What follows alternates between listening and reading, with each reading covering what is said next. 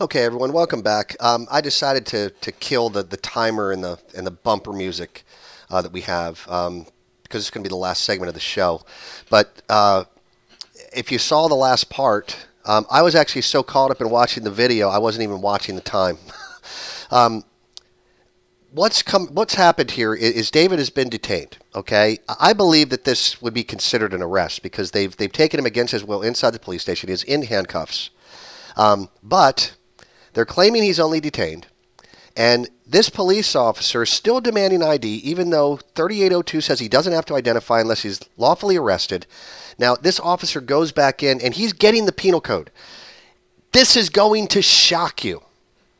You're just detaining me. I'm not trying to make this difficult. I just want my rights respected. That's all. And if I'm not breaking the law, I have the right to be anonymous.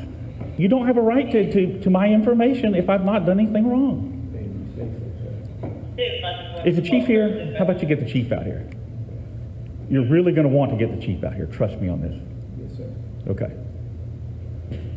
So who are we going to tell him is out here? I'll tell you what. You bring the chief out here, and I'll tell him who I am.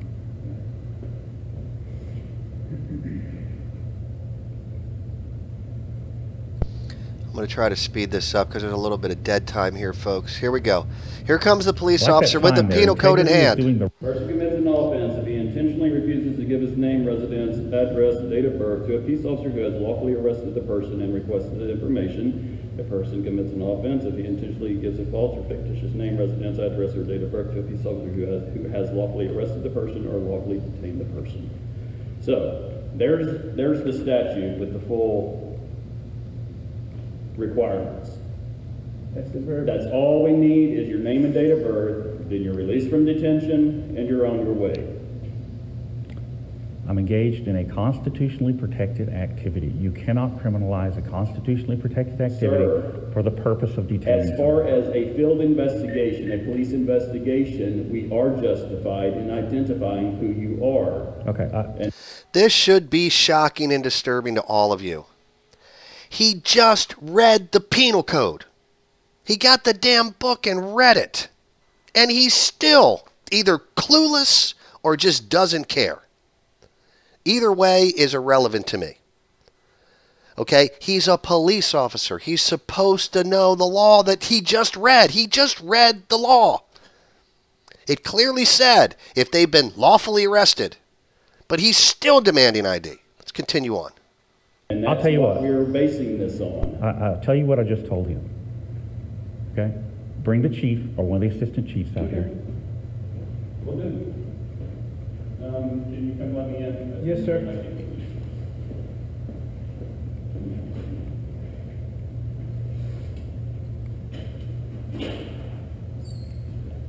All right, there's going to be a little bit of dead time here, so I'm just going to speed this up, folks, for a second. And I'll post the entire video if you want to watch the whole thing. There is a little bit of commentation that goes on in here, but here we go. You're not going to have a good day. Why is that?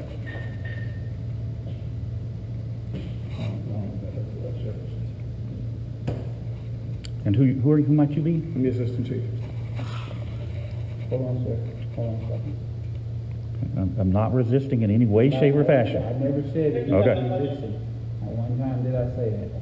And you're just out taking pictures, is that what you're doing? Standing on a public sidewalk, I'm aware of that, I'm just asking you a question. You're just out taking pictures. photographs of anything I can see from the public street. Okay. Have a nice day. Oh, no. You wanted my information? Where's that other gentleman? Who? The other guy. Are you just freelance? Are you just freelance, or are you doing? Oh, okay. Okay. Have a nice Oh, day. no, keep it. Okay. You're going to want it. Okay. By the way, you guys are being live streamed to the internet right now. Okay. Okay. Did you figure out who I am yet?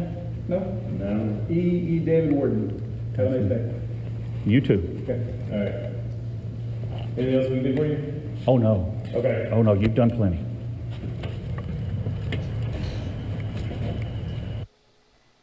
Okay. It's upsetting and disturbing.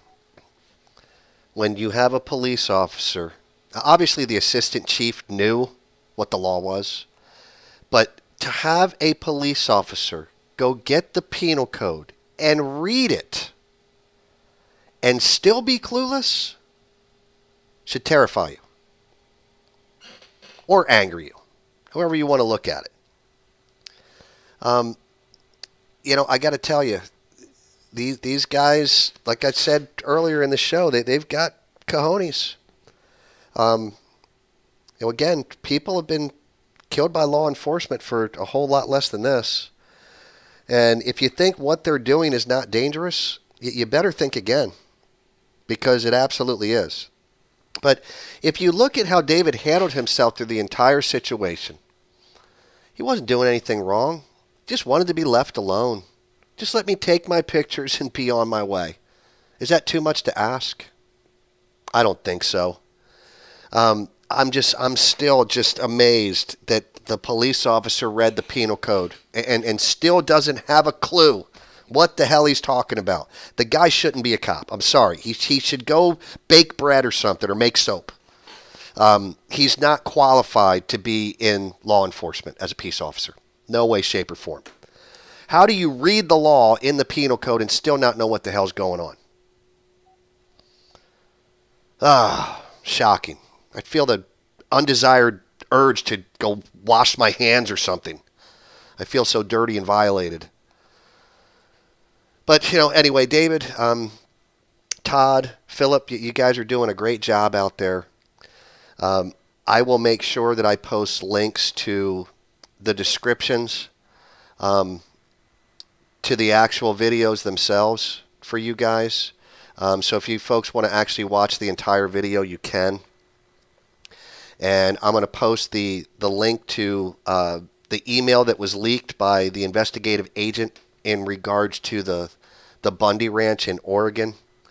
Again, I'm absolutely vexed after reading some of the things that this man claimed that they did to this family. And keep in mind, folks, a man was killed over this. But when you've got law enforcement or federal agents that are making comments that some people need to die to prove a point, I'm kind of paraphrasing here. You'll get the gist of it directly from Larry Wooten, the lead investigator of the Bureau of Land Management, of what his claim is. These are all the claims that he made, and they're in writing.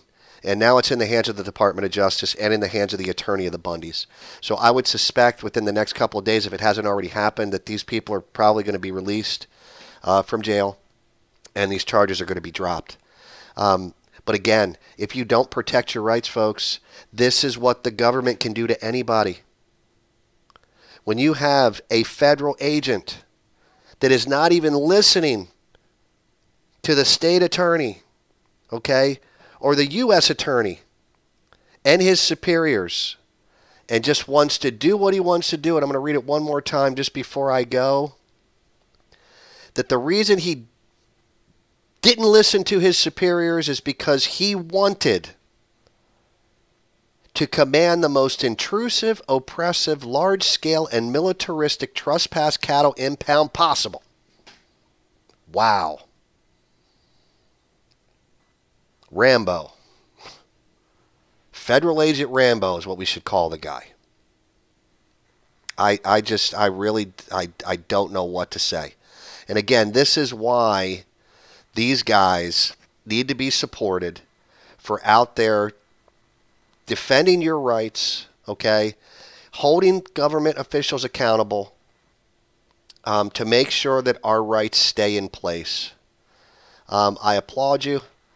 Todd, I'll be talking to you soon. David, I'll talk to you soon. I really want to get you guys on for a live show to take some live questions sometime in the very near future. If I don't get to hear from you folks, have a very happy holiday, a happy new year. I will be doing another show next Friday. This is weekly, so every Friday take a look for a new show. I might actually do a couple of additional shows since I have a little bit more time on the holidays. But God bless you. I'm your host, Dr. Steve. This is Know Your Rights and Protect the Republic.